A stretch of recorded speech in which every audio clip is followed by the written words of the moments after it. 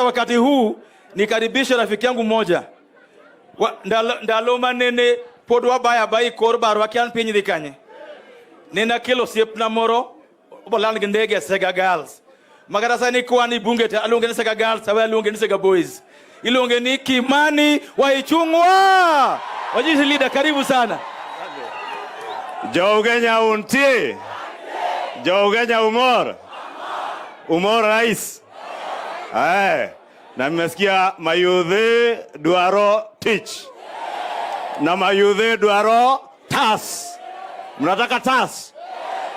Na ndio rais amefika hapa ili kwa mradi kama huu vijana wetu wapate ajira na wapate pesa, ili ile tuliwaambia ya pesa mfukoni iwe ni imekamilika. Vijana wapate ajira, wapate pesa. Sababu Mheshimiwa Rais, tukiongea mambo ya cost of living, the greatest challenge we have is not just the cost of prices, cost of commodities going up, but our people having low incomes. Na ndio tunashukuru ukija kuzindua miradi kama hii ya maendeleo ambayo itaweka tas kwa mifuko ya vijana ili wawe na pesa ya kugharimia maisha. Mumefurahia kuona rais? Na huyu jamaa wetu, mbunge wetu wa Ugenya, mutaendelea kumshikilia? Mutamshikilia?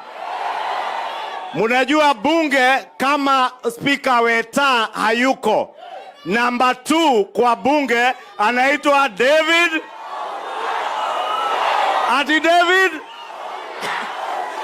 huyu hapa, huyu ni mtu wa kuwekwa baridi, ni mtu wa kuwekwa baridi. Si hata akikataliwa kwa ile chama ingine anaunda yake na anafagia, anafanyanga hivyo. Na nyinyi mnashikilia yeye hapo mbele, mtamshikilia, mutafagia na yeye. Ugenya ipe Rais William Ruto, mutakuwa hapo, mutakuwa hapo. Asanteni sana, na nataka niambie hawa viongozi wengine, akina Ojienda na ndugu yangu ya Uriri Nyamita na ndugu yangu ya Bondo, musiuziwe uoga.